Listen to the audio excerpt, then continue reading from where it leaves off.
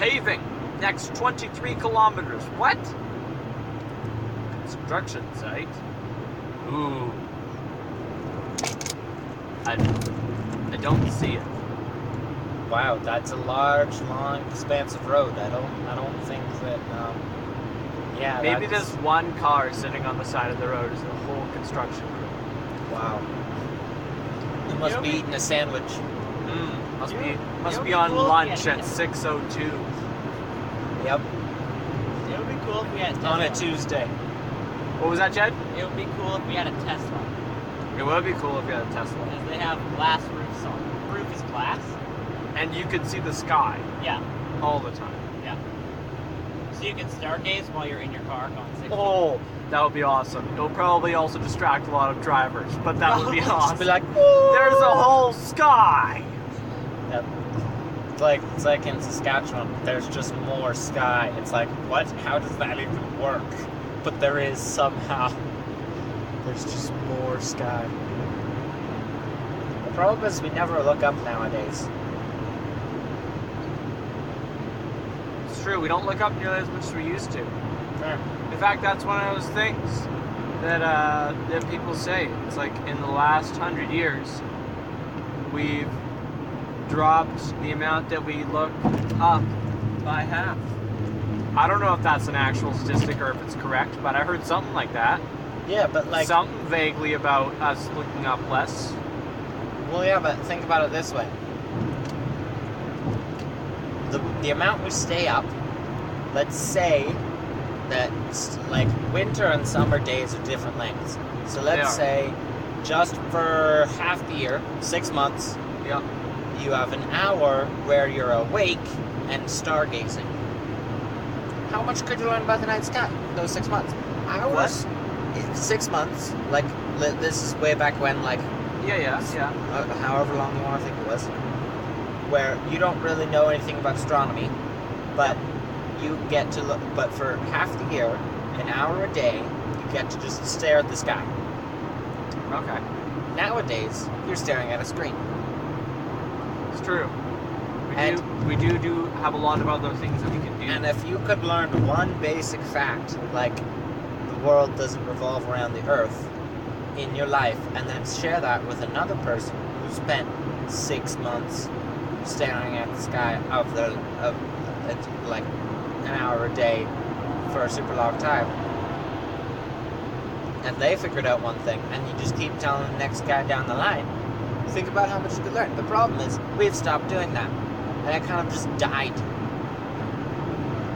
around the time that the clock was invented. It's somewhat true. In fact, there's that kind of discussion among somewhat nerdy people of like what this age is called. Because if you look back on history, they say that they like categorize periods of time based on like technological advances. Yeah. And discoveries like the Stone Age, then the Bronze Age, then the Iron Age. What came after that, Jed? After the Iron Age? Yeah. Some people would argue it's called the Gunpowder Age, some people aren't, and then we're currently in what would either be called I'm not totally sure, the Information Age, or, depending on who you ask, the Glass Age. That's right. That was just a ad made by the Mythbusters. I know, but if you notice, we are using a lot more glass than we used to. We used to use a lot of concrete. Well, yeah, but like that's it's true, and it's about we used a lot more glass during the Renaissance. Like, all screens ever are covered in glass. But when you think about it, like glass has never been more integral to our lives. Well, yeah, but I think it's going to be hinged way more off of not just that it's a part of our lives, but it's important to history. Like, the reason why it was called the Bronze Age and the Iron Age wasn't just because we came up with new weapons. It was because there was a battle where there were dudes with iron and there were dudes with bronze, and the iron dudes won because their weapons were just better. And for the Black Powder Age, there was also a battle and many times over, where some people had guns and some people didn't, and the dudes with guns won. Actually, there were a lot of times where the dudes with guns didn't win. Yeah, okay, yeah, I know. Gun, and it's not a great example, but it was also, and each of those battles was a big statement of, is the world switching to guns or not? Well, yeah, but at the same time, that's kind of still reflected now. I mean, every successful country uses a lot of glass. Like every single one. You can't find a successful country that doesn't use glass. And if there are any countries that use like a really small amount of glass, they've got to be at least a lot smaller than large successful countries. And I think they would have to be less successful because like you have to have glass to have a car, to have an automobile. You have to have glass to have a smartphone. You have to have glass to have a TV. Like, Well, yeah. not all of these things necessarily make us smarter or better, but they facilitate faster trade. Well, yeah, but I And- also think, I mean, I don't want to bring politics into this, but I think a lot of what happened, what the age is going to be called, is based off of the biggest things that happened during that age. True. Because stuff happened during the Iron Age, stuff happened during the Bronze Age, stuff But happened during the I think- Gunpowder Age, I but it think wasn't called the age when people had telescopes and gunpowder. No, it was gunpowder, because gunpowder was important socially. Well, yeah, but also you notice that like all of them were categorized around weapons. Yes. So in a way, you could call this the nuclear age Yes. And I because think, that's kind of the pinnacle of weapons. and also a new weapon does have a big social impact. Like the age of nukes could have easily started during the Cold War. Like that could have been the pinnacle of the age of nukes. And then what are we coming into next? The age of social structures and politics where we don't really fight anymore.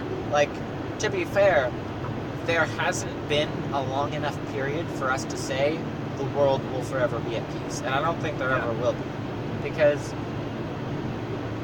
like, not just stupid fights on the other side of the world, but, like, just countries being at peace. The length between, like, World War I and World War II and stuff like that, it's like, first of all, World War I and II were only split by, like, a generation or less. Yeah. And most people can agree those were the biggest wars. And there are still people alive who have fought in World War II. So, in my opinion, maybe a good step towards world peace, like, this sounds bad when I say it out loud, but is waiting for the last person who served in World War II to die and saying that there is not a single person alive on Earth that has remembered when the world was at war. And I mean, you could say that. It's not gonna make peace just if like you go out and announce that. But it is a symbol of something. yeah, But like specific countries have been at war a lot more, and yeah, and you can say I that think you're that- a more peaceful nation than others. yeah, but like going back to the original question of like what age we're in now, they call it the information age because like information now decides what before was decided by weapons. Yeah. So like what do countries use against each other? They use information, Mm-hmm. which is really true in the last 100 years. So I guess it's true in this age. And kind of the same with glass because when you look at glass and information, it transcends culture. Like you go to the other side of the world and it's not like they can just have no glass. Like they still, glass is everywhere. Okay. Like yeah. it's intercultural. It doesn't like you go to different countries and some stuff changes. Probably food. The food changes. The way things work changes. Governments change. All this stuff changes. Law enforcement changes. Totally different systems. But like when it comes down to it, everyone uses glass, and everyone in this age is trying to get more information. Because like basically information is money, even though that's a cheesy way of saying it. It's pretty true. Like information is what we trade now. We still trade resources. But yeah, and I think that there are other arguments that could be made for what age we're in now. Like you could argue we're in the plastics age or the aluminium age. Yep. Because Or the concrete age. well, I think the concrete age would be less so now because I think aluminium has a lot more effect. It's had a lot more effect in the last number of years because of. Well, yeah, but most of the stuff you can say for glass, you can say for concrete, you can say any large country that is successful uses a lot of concrete. But you can build really large buildings out of stuff that isn't concrete. Can you build roads? Well, this is asphalt. It's different than concrete. But like Sorry. you could find a word that groups those two together. So I mean that's a good idea, but there are some places where they function largely without concrete, like to a much further point. So I think the plastics age is like kind of close, but again, 100 years ago, we barely used any plastics in like the stuff we use every day. So there are still places on Earth where people live like they did 100 years ago. Yeah. So they don't use plastics. So it's still possible. And another thing is, does an age need to count the whole world? Like, during the quote-unquote age of gunpowder, only a few people had gunpowder. Like, it was really the age of the transition of some people into this idea of using rifles. Well, another way to phrase it would be that the name of the age is you figure out what the thing is that defines like which countries / people groups have like made it. Like what like they are not only like a force to be reckoned with like militarily, but also economically, because they have this thing that is the thing that sets everyone apart, like the thing that qualifies you for being a legitimate force. But basically. to be fair, our view of the world is very Eurocentric. Like we don't measure time. We didn't measure time in history the same way the Japanese did, because we literally couldn't talk to them. So, did the Japanese independently discover gunpowder? I've heard that it was like someone in China that discovered gunpowder and then maybe brought it over to Europe. But yeah, and the other thing is, like, with it being the possibility of this age being called the time age, you could say that. I mean, in the past, they didn't they did have sundials and different ways of keeping time, and they still had dates of the year, but they didn't use like time of day except for noon. Basically, the sun was. But like what I'm saying is like what we call the Iron Age, the Japanese or Chinese might have called the Han Dynasty and stuff like that. Well, yeah, but it was still when what defined the world was whether or not you had iron. And I think that if you rate it that way, that this would be the washing machine age.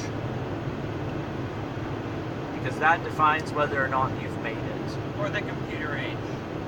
Like the silicon age. Yeah, I mean, it's hard to say because like even the like a clothes washer,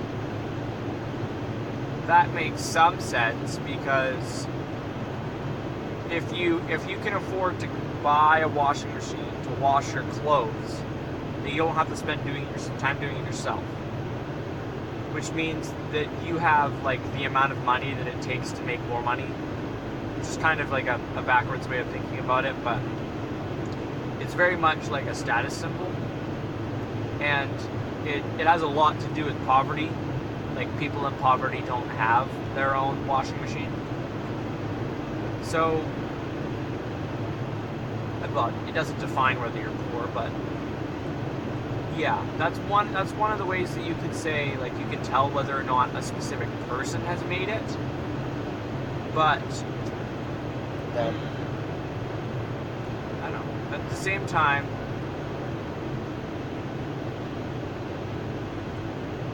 should it be something that sets like a country or a people group apart, or you individually? Yeah, it's another thing. It's like,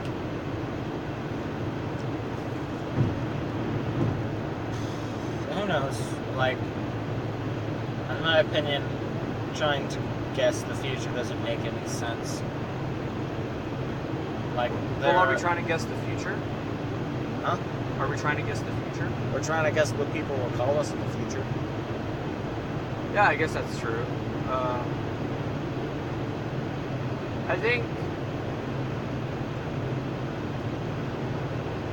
the nuclear thing is like the closest to all of the other ones, because it's the big weapon development that we've had. Yeah. So I guess that can count, but the interesting thing is that only 9 countries in the world have nukes, nuclear ballistic weapons. So if only 9 countries have them, does that mean only 9 countries are successful? I don't think so. Yeah. Or like only 9 countries, like, can 9 countries define an age? Yeah, I mean,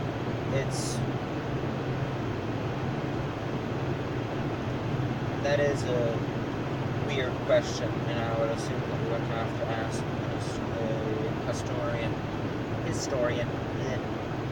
Ask a historian, like, and figure out how many people had iron before it was considered the Iron Age, or how many people had gunpowder. Because it might have been like 3 countries that had that actually used gunpowder in weapons. I think it's the people who write the histories. So the reason we don't, the reason none of the ages are like,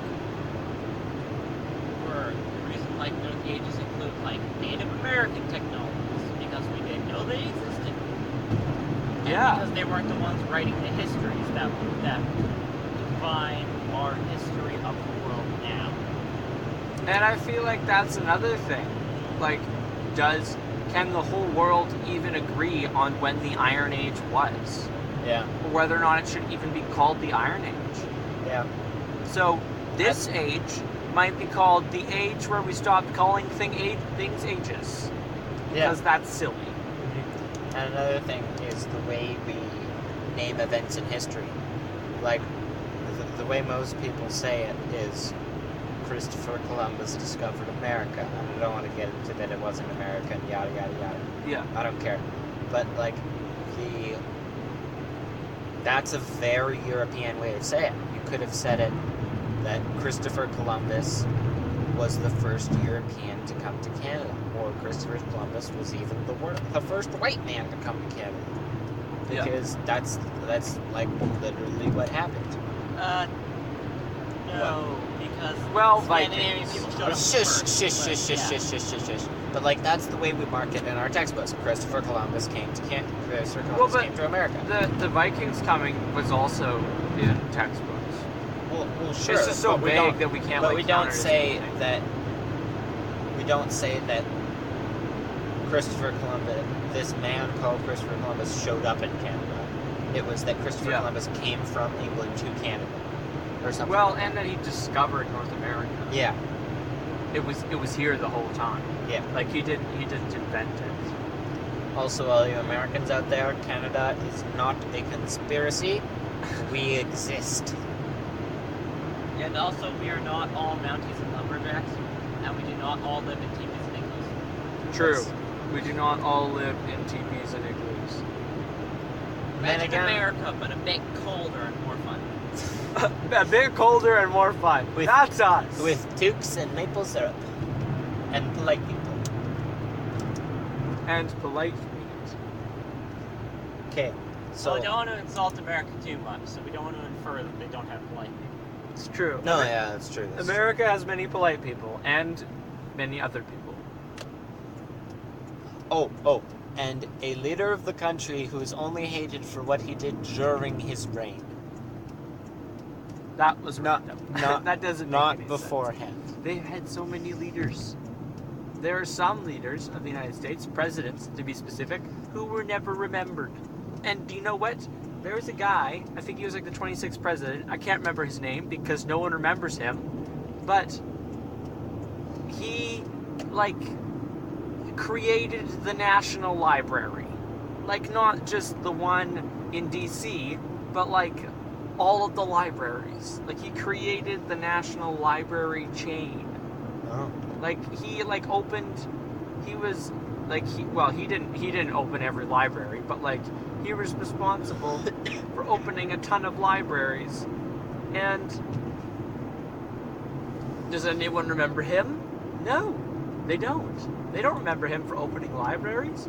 All they do is remember the people who like went to war or didn't, or Teddy Roosevelt, because he was just that cool. because it was just that because his first name was Teddy. Okay.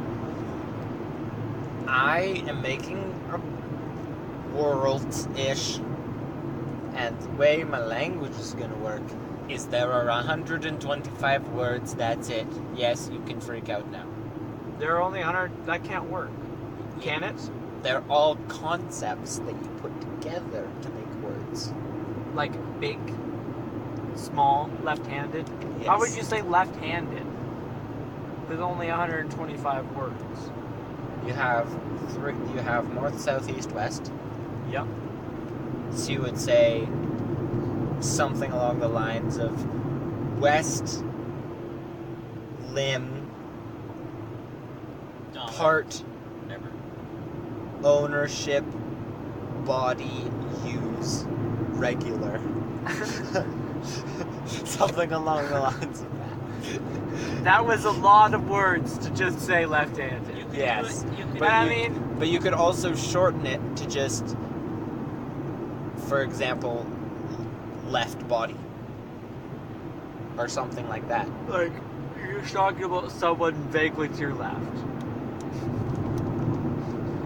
I think that really what you're going to end up with there is that more like you have 125 letters than 125 words. It's going to be somewhere weird in between because you're going to have to use. It's going to make sense that you're going to have to use a bunch of words to say what you actually mean. So you have to say like 7 or 8 words. Granted, you only have to know 125 words, which is pretty nice. Yeah. You could do it like And I'll try and make like a hierarchy system so that the first part of each, like the first word is always the most important one. you could organize it like Russian, where all words have the same things you can put at the end, like ing or s is plural always. And it's also, not s because it's in Russian. Just to make it a little bit more confusing. But make a language where it's So- all the same. So each but of the it's- words, the reason why there's only 125 of them is because they're each only 3 letters long. Is that a bonfire? That is a burn pile. It's a slash pile. Well, it's burning, so it's a burn pile. Specifically, it's a slash pile. Okay, so I'm only using 3-letter words. So there's 125 of them because math. So because there's only 100, and each 3-letter word will both be a word that is a concept, but also it will be the name of a character that makes each of the different letters of sound depending on where it is in a word. Whoa. Yes. So like the a concept makes a different sound depending on where it is. yes. So like for example, the concept each, because E makes the E sound, and then I removed a few letters because they're stupid, like the letter C. So EKH, each, is a character that will make the E sound at the beginning of a syllable, I'll call it, because it's a 3-letter thing that is going to make a word. Yeah. Make the E sound at the start of a word, the K sound at the middle of a word, and the H sound at the end of the word. At the end of a word. A syllable. Oh, okay. Did you come up with new symbols to show these? I will come up with some words. I have not yet. Okay. I'm currently just trying to come up with words. I mean, this is probably really going to confuse people because they're talking about the concept of like and how it makes It's each. it's each, Yes. like the concept of each spelled EKH and how that's going to make different sounds if it's different places in it. But It's probably getting really boring. the thing is in my language, the word each will just be spelled each. That is weird. Yes. That is, I would like to certify that as weird. Because This is weird. The first each character will make the E sound, the second each character will be a K, and the third each character will make the H sound, which will turn into the word each. Oh, it's crazy, man. Crazy. Also, I understand it, but only barely. Do you want me to talk about why I removed certain letters and which letters I removed? for I those think reasons? we might lose all of our viewers. I think like all of them will give up on it. on the podcast or On the pod. on the pod. Okay. We should make that one character. What? I could make pod. You're gonna make the character pod. I could. Do it, but it has to be an epic character. It has to always makes the J noise. No, Always, but that would all mean the it's a time. J character. But it's spelled pod. No. It's stupid. So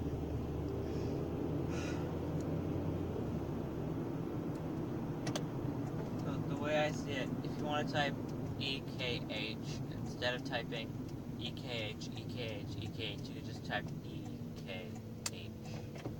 Like, No, but there's a character that's like a squiggly loop that is the character known as each.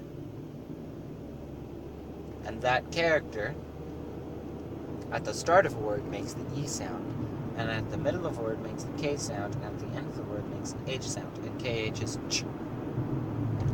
Like the CH sound. But it's a K because these are students. Again, we're gonna lose all of our viewers if we re-explain this again. So because of that, just putting the squiggly loop that is the each character 3 times in a row just spells out the word each. It's true. It's true. Just makes the E sound, the K sound. And the It's H like how yeah, I got that. the it's first it's time. it's like how it's a different version of how when you put E at the end of a word, sometimes it makes the A sound. yeah. Like Or touche. it makes the last. It should be said touche. It should just be said touche. Or but like it's touche. or like plate, where it makes the last vowel a whole vowel, and it just kind of is silent, just sitting there. It's like, oh wait, you forgot that vowel. It's not normal. Ooh. Yeah.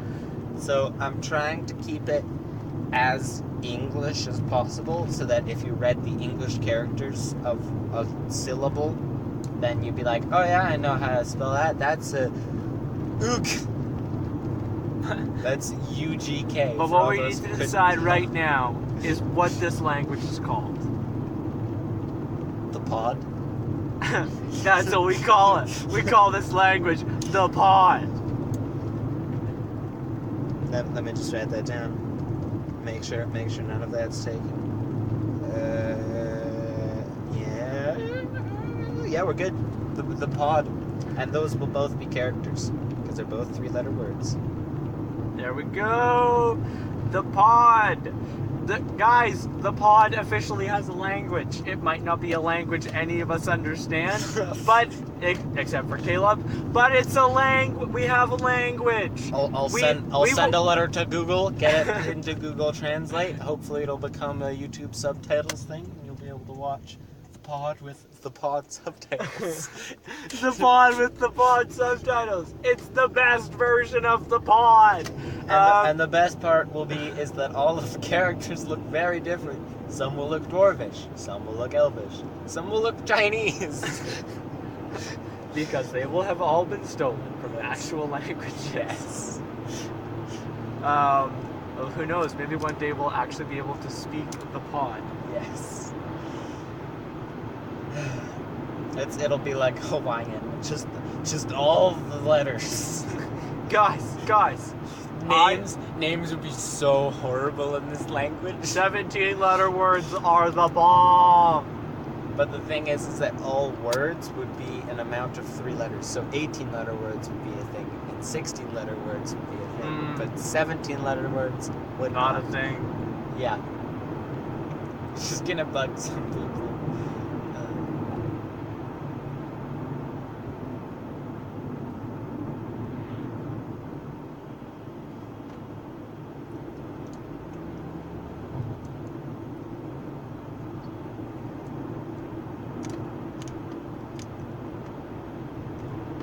This is where on the pod we would have a commercial if we were professionals, but we're not. We're not professionals at this. So let's not sponsored by make up a commercial. This is not sponsored by Nalgene. We're not. We're not sponsored by them, but we could be. Nalgene. Yes. If you want to sponsor us, let us know. Yeah. You know? Just give us a Tesla. Show us. Yeah, like, or Tesla. You know what? With a 4th gear, Tesla. please. Teslas don't have gears either. Damn it. Okay. If you Dang can it. make a Tesla that has a 4th gear, We would doesn't need to drive do the anything. Tesla and Yes. record idling in 4th in the 4th gear. Yes. You could just have a Yes. fixed gear stick that doesn't actually move and just have 1 gear and it's just 4th. No, just Yes, It's just not make us a connected. car that has like a manual gear shift in the middle that's not connected to anything. Yes. That just has 1 gear and it's 4th. Yes. But much appreciated. And have it replace the start button, so it's like when you want to start the car, you just shift into 4th. There you go. And that could be like part of the theme song that we start with, just the weird noise that the Tesla makes grinding into 4th gear. It doesn't make any noise. Exactly. But we could pour some sand in it so that it does make some noise.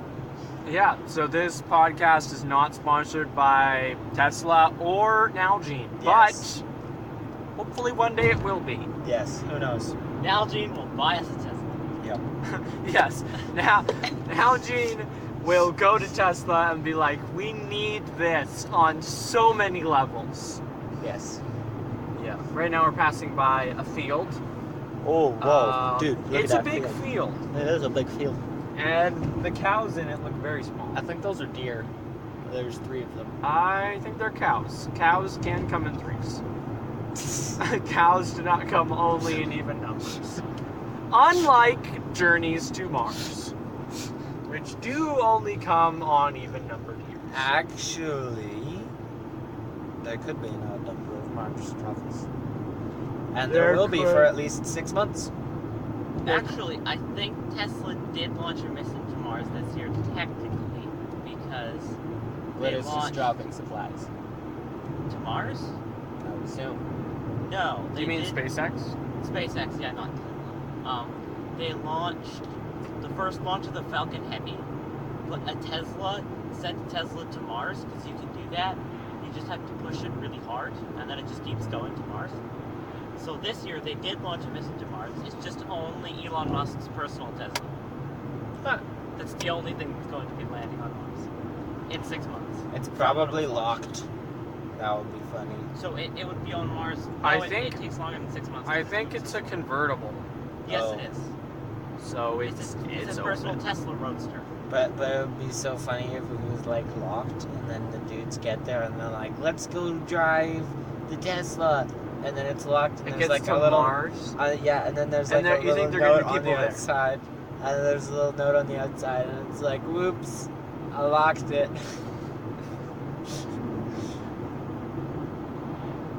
I seriously doubt Elon Musk is actually going to ever No, get to Mars, people though. would arrive after the Tesla was there, and they'd be like, "Hey, guys, isn't there a Tesla over there? Why don't we go drive it?" Yeah, guys, let's go.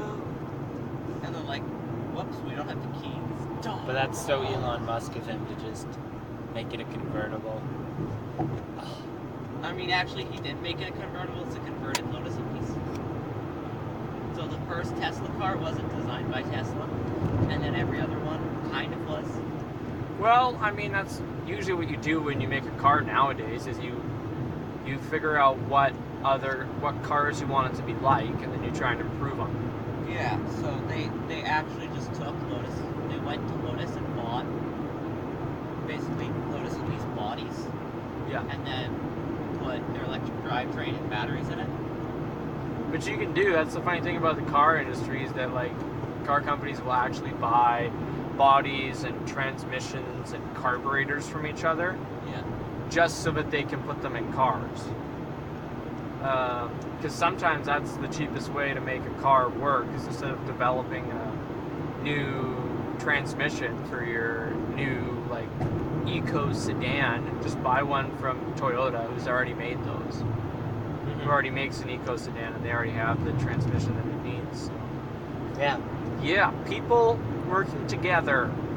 And if each new dude who comes to the table trying to build a car has like one thing that he makes himself, there you go. Then like everything slowly gets upgraded through the years. Yep. And that way you can have the best people making all of the things. Yeah. Like, you could take a butt-ugly car with good stuff inside of it and just buy all the inside pieces. Just to save the company a bunch of money. Just be like, hey, you got like 2,000 engines you were trying to sell, but you built a car that was butt-ugly. I'll buy those 2,000 engines off. And then just make a new body. There you go. And stick all the insides in a new body. And then the next guy who comes along is like, your transmission's bad, I'll make you a new transmission. Just sell me all those cars without the transmission.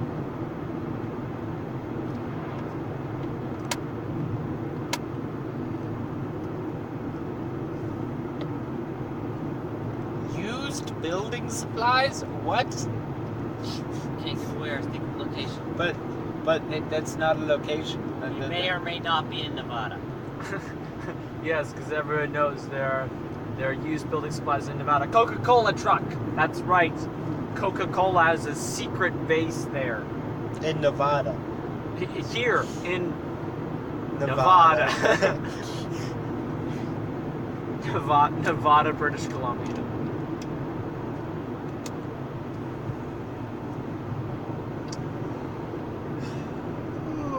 I was so confused as a child when my mother said, there is a desert in British Columbia. I was like, no, mother, you're wrong. There are forests all over British Columbia.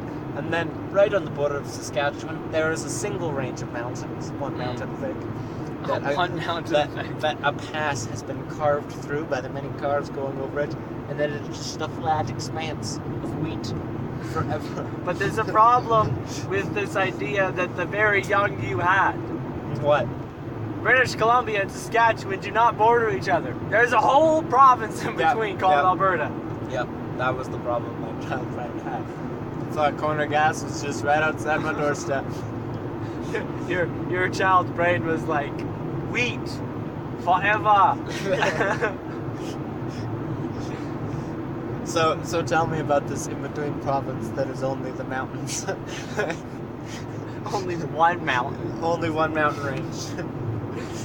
Well, the Rockies mountain range is in both British Columbia and Alberta, and Alberta is quite large. It's almost as big as British Columbia. It also has large cities. That's almost as large as Vancouver. But Vancouver is like the third largest city in Canada. The largest is Toronto. No, is it Montreal? Even though neither Toronto Is it Montreal or Toronto? or Vancouver is the capital of Canada, which is like Pretty sure it's Toronto, and then Montreal.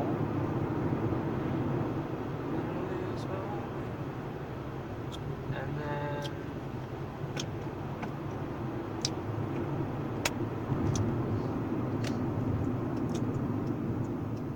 It would have been interesting what happened if the U.S. and Canada decided to redraw the border so it was more straight. So the We have U.S. got like the Toronto Peninsula that Toronto's on. Like redraw the border so it's more straight. So Victoria would be in the U.S. But you're talking about just like chopping off all of the little pieces that cross the 49th parallel? Yes, not all of them, but there's But there- Toronto and Victoria. All we're doing is losing. to be fair, Except for we gain Wolf Island. yes. no, we get all of Alaska. Because that's above the Wolf 49th Island parallel. Ferry is a very nice ferry. That's probably It's a very trademarked, nice so we ferry. have to stop singing it now. Okay. But that little Timbit will live on forever. In our hearts. In our hearts. We will remember you, Greg. We will remember you.